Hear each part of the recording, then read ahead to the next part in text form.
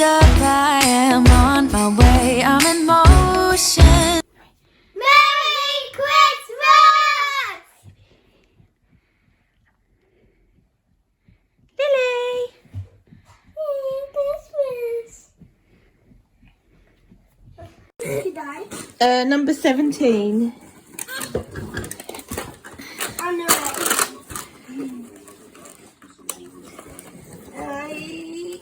Yeah.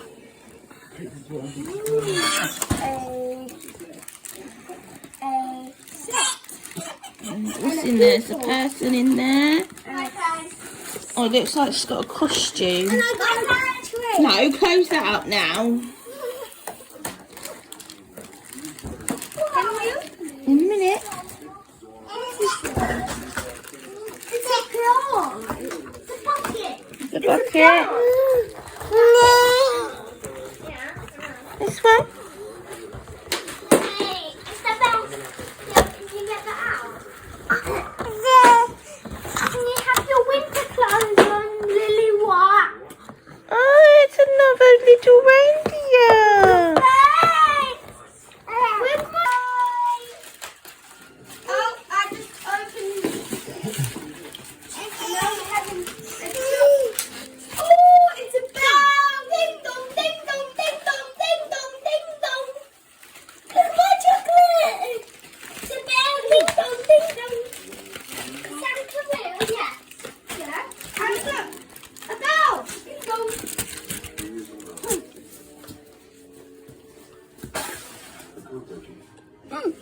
Where's she going?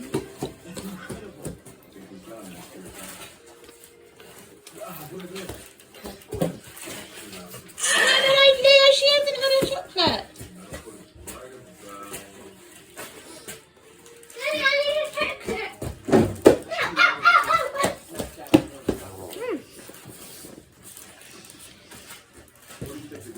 Can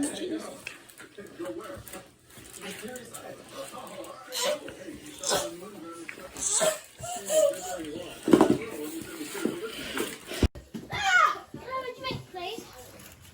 Can I have a drink? Come here then. Can you wait a minute, please?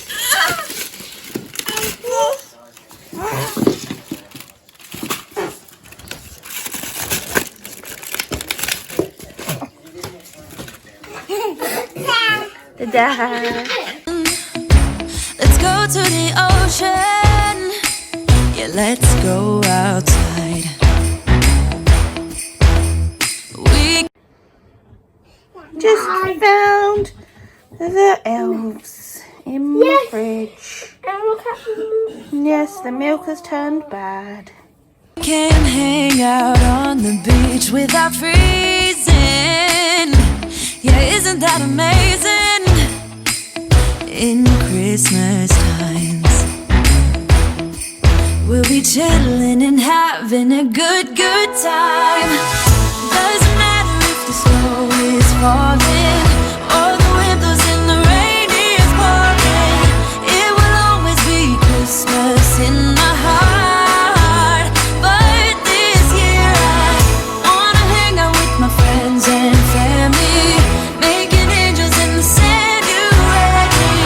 Doesn't matter, it is Christmas in my heart, and I can't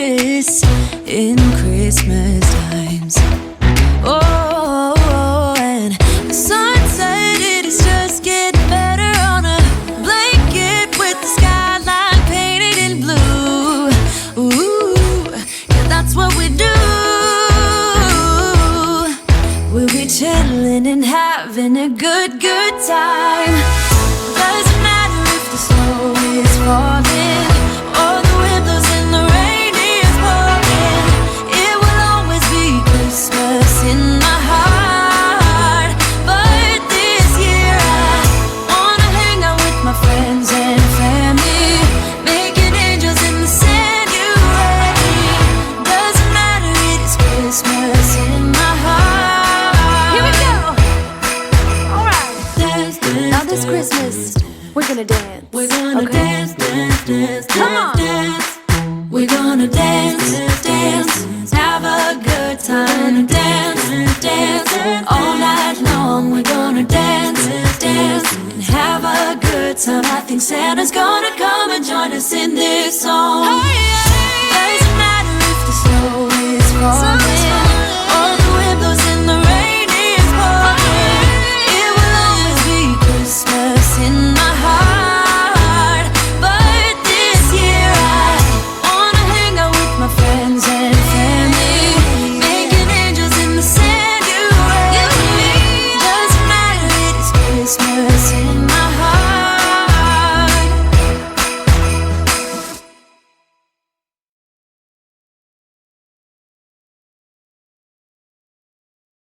Whoa, oh, oh, la da da da, oh, oh, oh, la da da da, oh, oh, oh, la da da da, making our Christmas memories. I've been working so much lately, I can barely find the time to sleep. Yeah, I spend my time running around, keeping people pleased. But this is my favorite holiday. It's a chance to start over new. 'Cause I missed you, so I'm letting go of everything but you. These are the good times with you. Baby, this year it's just gonna be you and me. Hang by the fire and chill. Isn't this how it's supposed to be? Making our Christmas memories. Oh, and I've been longing to hold you close. Forget about everyone else. Isn't this how it's supposed to be? Making our Christmas memories. Oh, oh, la da da da, oh, oh, la da da da, oh, oh, la da da da. Making our Christmas memories. I've been wrapping presents for you. I've been hanging marbles in the tree. And I've lit my house with Christmas lights. So you should come back home to me. And when we wake up in the morning, I'm gonna play those carols that you love. We'll be singing all the melodies until the sun comes up. These are the good times with you. Baby, this year it's Dish! Dish! Dish! Dish!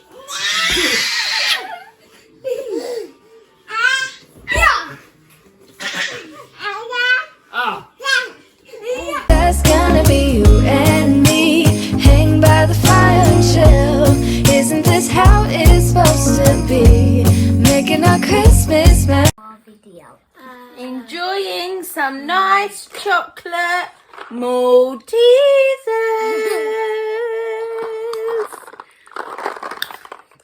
Num num num num num. Tonight's night is Joshua's to pick the advent book, and we have got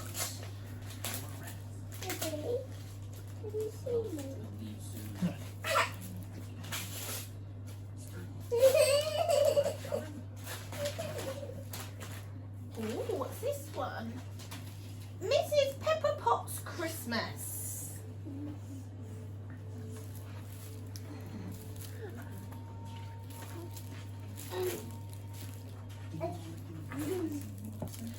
There once was a little old woman who went to bed at night like everyone else, but sometimes in the morning she would wake up and find that she had shrunk to the size of a pepper pot. As it happens, her name was Mrs. Pepperpot. Her name was Mrs. Pepperpot. This was one of those mornings, and Mrs. Pepperpot climbed to the top of the bedpost and swung her legs while she wondered what to do. What a nuisance, she said, just when I wanted to go to the Christmas market with Mr. Pepperpot. She wanted to buy a sheaf of corn for the birds, Christmas dinner, and she wanted to get them a little birdhouse where she could feed them every day. The other thing she wanted was a wreath of mistletoe to hang over the door so that she could wish Mr. Pepperpot a happy Christmas with a kiss. But Mr. Pepperpot thought this was a silly idea, quite unnecessary, he said. But Mrs. Pepperpot was very clever at getting her own way, so even though she was now no bigger than a mouse, she soon worked out a plan. She heard her husband put his knapsack down on the floor in the kitchen, and quick as a flash she slid down the bedpost, scuttled over the doorstep and climbed into one of the knapsack pockets. Mr. Pepperpot put the knapsack on his back and set off through the snow on his kick sledge, while Mrs. Pepperpot peeped out from the pocket. "Look at all those nice cottages," she said to herself. "I bet every one of them has a sheaf of corn and a little house for the birds, and they will have mistletoe over the door as well, no doubt. But you wait till I get home. I'll show them." At the market there were crowds of people, both big and small. Everyone was doing their Christmas shopping, and there was plenty to choose from. At one stall stood a farmer selling beautiful golden sheaves of corn. As her husband walked past the stall, Mrs. Pepperpot climbed out from the knapsack pocket and disappeared inside the biggest sheaf of all. "Hello, Mr. Pepperpot," said the farmer.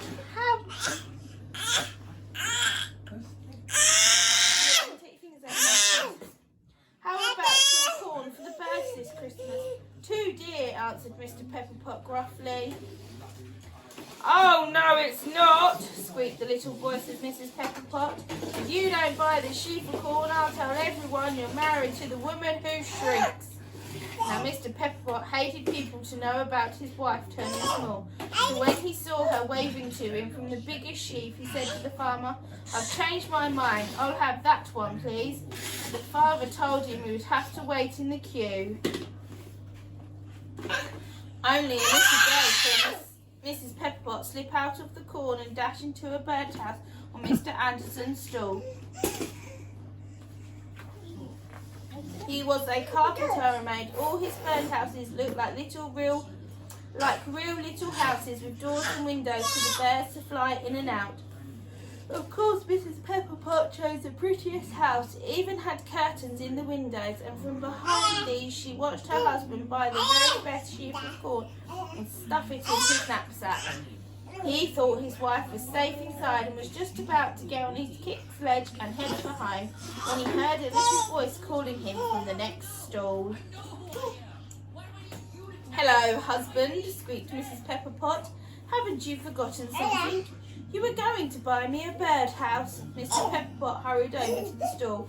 He pointed to the house with the curtains and said, "I want to buy that one, please." Mr. Anderson was busy with his customers.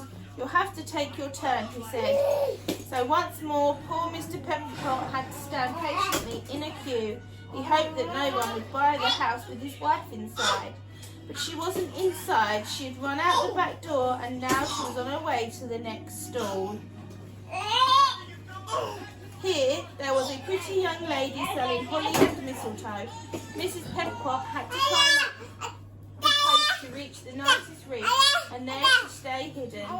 Soon Mr. Pepperpot came by, carrying both the sheaf of corn and the little birdhouse. The young lady gave him a dazzling smile and said, "Oh, Mr. Pepperpot, wouldn't you like to buy a wreath of mistletoe for your wife?" "No, thanks," said Mr. Pepperpot. "I'm in a hurry." "Swing high, swing low, I'm in the mistletoe," sang Mrs. Pepperpot from the lofty perch. When Mr. Pepperpot caught sight of her, his mouth fell open. "Oh dear," he groaned, "this is too bad." With a shaking hand, he paid the young lady the right money and lifted the wreath down himself, taking care that Miss Pepperpot's didn't slip out of his fingers. This time there would be no escape. He would take his wife straight home, whether she liked it or not. But just as he was leaving, the young lady said, "Oh, sir, you're a 100th customer, so you get a free balloon." And she handed him a red balloon. Before anyone could say, "Jack Robinson," Mrs. Pepperpot had grabbed the string, and while Mr. Pepperpot was struggling with his purse, gloves and parcels, His tiny wife was soaring up into the sky.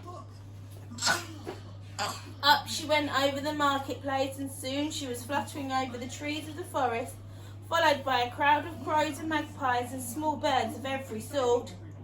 "Here I come," she shouted in bird language, for when Mrs. Pepperpot was small, she could talk with animals and birds. A big crow called, "Are you going to the moon with that balloon?" "Not quite, I hope," said Mrs. Pepperpot, and she told them the whole story. The birds all squawked with glee when they heard about the corn and the birdhouse she had got for them. "But first you must help me," said Mrs. Pepperpot. "I want you all to hang on to this balloon string and guide me back to land on my own doorstep." So the birds clung to the strings with their beaks and claws, and as they flew down to Mrs. Pepperpot's house, the balloon looked like a kite with fancy bows tied to its tail. When Mrs. Pepperpot set foot on the ground, she instantly grew to her normal size, so she waved goodbye to the birds and went indoors to wait for Mr. Pepperpot. It was late in the evening before Mr. Pepperpot came home, tired and miserable after searching everywhere for his lost wife. He put his knapsack down in the hall and carried the sheaf of corn and the birdhouse. But when he came in again, he noticed that the mistletoe had disappeared. "Oh well," he said sadly, "what does it matter now that Mrs. Pepperpot is gone?" He opened the door to the kitchen. There was the mistletoe hanging over the doorway, and under it, as large as life, stood Mrs. Pepperpot. "Darling husband," she said, as she put her arms around his neck and gave him a great big smacking kiss. "Mwah!